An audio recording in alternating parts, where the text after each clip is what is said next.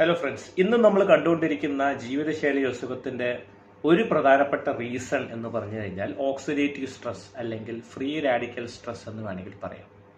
എന്താണ് free radicals? വളരെ simple ആയിട്ട് പറഞ്ഞു കഴിഞ്ഞാൽ ഇരുമ്പ് തുരുമ്പ് പിടിക്കാനുള്ള കാരണം എന്താണ്? ചെമ്പ് ക്ലാവ് പിടിക്കാനുള്ള കാരണം എന്താണ്? ഓക്സിജനാണ് റീസൺ. ഓക്സിഡേറ്റീവ് സ്ട്രെസ് ഉണ്ടാക്കുന്നത് ഓക്സിജനാണ്. At the same time oxygen ഇല്ലെങ്കിൽ നമുക്ക് ജീവിക്കാൻ സാധിക്കുമോ? ഇല്ല. അതേസമയം ഈ തുരുമ്പ് ചൊവ്വയിലോ ചന്ദ്രനിലോ പോയിട്ട് തുരുമ്പ് പിടിക്കാൻ സാധ്യത കുറവാണ്, കാരണം അവിടെ ഓക്സിജൻ ഇല്ല. അപ്പം ഓക്സിജന്റെ ബ്രൈറ്റർ സൈഡുണ്ട്, ഓക്സിജന്റെ ഡാർക്കർ സൈഡുണ്ട്. ഓക്സിജൻ ഇല്ലെങ്കിൽ ഒരിക്കലും ജീവിക്കാനും സാധിക്കില്ല. അതേസമയം ഈ ഓക്സിജനാണ് ഫ്രീ റാഡിക്കൽ സ്ട്രെസ് ഉണ്ടാക്കുന്നത്. ഓക്സിജൻ മാത്രമാണോ എന്ന് ചോദിച്ചാലല്ല, നമ്മുടെ ജീവിതശൈലിയാണ് ഏറ്റവും പ്രധാനപ്പെട്ട വില്ലൻ എന്ന് പറയുന്നത്. നമ്മൾ കഴിക്കുന്ന ഭക്ഷണം, നമ്മുടെ ജീവിതശൈലികൾ, നമ്മുടെ ഉറക്കം, നമ്മുടെ വിശ്രമം, നമ്മുടെ വ്യായാമം, നമ്മുടെ ഫിസിക്കൽ ആക്ടിവിറ്റീസ്, നമ്മുടെ സ്ട്രെസ് ലെവല്, നമ്മുടെ ഹോർമോണൽ ചേഞ്ചസ്, നമ്മൾ കഴിക്കുന്ന ഭക്ഷണ പദാർത്ഥങ്ങളിൽ ഉണ്ടാകുന്ന chemicals, stored food, processed food, രാസവളങ്ങൾ, കീടനാശിനികൾ, ഇവയെല്ലാം coloured food, taste, soft drinks, alcohol, active smoking, passive smoking, white grains, അമിതമായിട്ട് ധാന്യാഹാരങ്ങൾ, വെളുത്ത ധാന്യാഹാരങ്ങൾ കഴിക്കുന്നത്, ഇവയെല്ലാത്തിനെയും നമുക്ക് ഒരൊറ്റ ടേമായിട്ട് നമുക്ക് വിളിക്കാം ഫ്രീ റാഡിക്കൽ സ്ട്രെസ് വേണം. ഈ ഫ്രീ റാഡിക്കൽസ് എന്താണ് ചെയ്യുന്നത്? ഈ ഫ്രീ റാഡിക്കൽസ് എന്താ ചെയ്യുന്നതെന്ന് വെച്ച് കഴിഞ്ഞാൽ, ഈ ഫ്രീ റാഡിക്കൽസ് എല്ലാം ഇലക്ട്രോൺ മോഷ്ടാക്കളാണ്. അപ്പോൾ അറിയാം, നമ്മുടെ ശരീരത്തിൽ പ്രോട്ടോൺസ്, ഇലക്ട്രോൺസ്, ന്യൂട്രോൺസ് എന്നൊക്കെ പറയും. എത്ര അളവിൽ ഇലക്ട്രോൺസ് ഉണ്ടോ അത്രയും നമ്പേഴ്സ് ഓഫ് പ്രോട്ടോൺസ് ഉണ്ടാവും. അതാണ് ഒരു കോശം ബാലൻസ്ഡ് സെൽ എന്ന് പറയുന്നത്. ഒരു കോശം ഇംബാലൻസ്ഡ് ആവുന്നത് എങ്ങനെയാണെന്ന് ചോദിച്ചു കഴിഞ്ഞാൽ, ഈ ഫ്രീ റാഡിക്കൽ അറ്റാക്ക്, സ്വതന്ത്ര റാഡിക്കൽസ് അഥവാ ഓക്സിഡേറ്റീവ് സ്ട്രെസ് ഈ പറയുന്ന കോശങ്ങളുടെ ഏതെങ്കിലും ശരീരത്തിൽ, ഒരു എക്സാമ്പിൾ പറഞ്ഞു കഴിഞ്ഞാൽ കണ്ണിലെ കോശങ്ങളെയാണ് അറ്റാക്ക് ചെയ്യുന്നതെങ്കിൽ കണ്ണിലെ കോശത്തിന്റെ ഇലക്ട്രോൺ നഷ്ടപ്പെടുത്തി കളയും. അപ്പൊ ഇത് സംഭവിക്കും, ആ സെല്ല് ഇംബാലൻസ്ഡ് ആയി. അപ്പൊ ഈ അളവിൽ ഈ പറയുന്ന ഫ്രീ റാഡിക്കൽ സ്ട്രെസ് ഏത് ഓർഗനിലാണോ കൂടുതൽ സംഭവിക്കുന്നത്, ഒരുപാട് കോശങ്ങളുടെ കൂട്ടായ്മയാണല്ലോ നമ്മളെ ടിഷ്യൂസും നമ്മളെ ഓർഗൻസ് എന്നൊക്കെ പറയുന്നത്. അപ്പൊ ഈ ഫ്രീ റാഡിക്കൽ സ്ട്രെസ് നമ്മൾ ഏത് ഓർഗൻസിലാണോ കൂടുതൽ അറ്റാക്ക് ചെയ്യുന്നത്, അതുമായി ബന്ധപ്പെട്ട് ആ ഇലക്ട്രോണുകൾ നഷ്ടപ്പെട്ടു തുടങ്ങുന്ന സമയത്താണ് ആ അവയവം വീക്കായി പോകുന്നത്. നമ്മൾ പറയും defence system of the organ എന്ന് പറയും.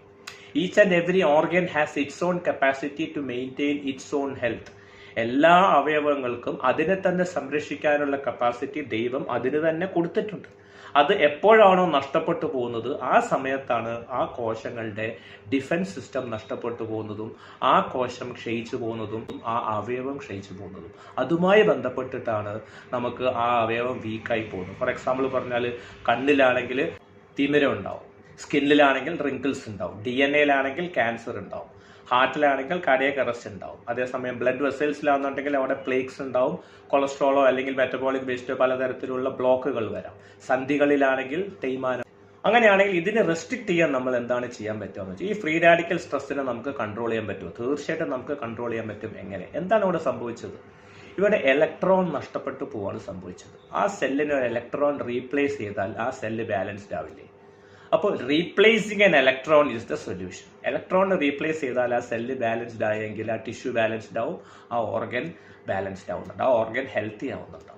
അതിനെയാണ് നമ്മൾ ആന്റി ഓക്സിഡൻസ് നമ്മൾ കൊടുക്കുന്നത്. What are antioxidants? Antioxidants എന്ന് പറഞ്ഞാൽ വേറൊന്നുമല്ല, ഗ്രീൻ ലീഫി വെജിറ്റബിൾസിലൂടെ കിട്ടുന്ന ധാരാളം ഇലക്കറികളിലും പച്ചക്കറികളിലും ഫാം ഫ്രഷ് എന്ന് പറഞ്ഞാൽ തോട്ടത്തുനിന്ന് പറിച്ച ഉടനെ നമ്മൾ കഴിക്കുന്ന കറി വെച്ചും ഉപ്പേരി വെച്ചും കഴിക്കുന്ന ഫാം ഫ്രഷ് ആയിട്ടുള്ള ഇലക്കറികളിലും ഗ്രീൻ ലീഫി വെജിറ്റബിൾസിലൊക്കെയാണ് ഏറ്റവും കൂടുതൽ ആന്റി ഓക്സിഡന്റുകൾ അടങ്ങിയിട്ടുള്ളത്. ഇപ്പോൾ vitamin A, vitamin C, vitamin E, selenium, carotenoids, beta carotene, lutein, zeaxanthin, polyphenols, flavonoids, lycopene തുടങ്ങിയിട്ടുള്ള ഒരുപാട് ആന്റി ഓക്സിഡൻസ് നമ്മുടെ ശരീരത്തിന് ആവശ്യമാണ്.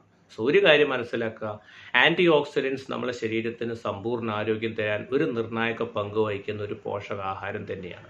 ഇത് നമ്മൾ നിത്യേന നമ്മൾ കഴിച്ചുകൊണ്ടിരിക്കുന്ന ഭക്ഷണത്തിലൂടെ നമുക്ക് കൊടുക്കാൻ സാധിക്കുക എന്നുണ്ടെങ്കിൽ നമ്മുടെ ശരീരത്തിന് നല്ല ആന്റി ഓക്സിഡന്റ് ഡിഫൻസ് മെക്കാനിസം ഉണ്ടാവും. നമ്മളെ കോശം നന്നായിട്ട് വർക്ക് ചെയ്യും, ടിഷ്യൂസ് നന്നായിട്ട് പ്രവർത്തിക്കും, ഓർഗൻസ് നന്നായിട്ട് വർക്ക് ചെയ്യാം. Thereby we can regain our total optimal health.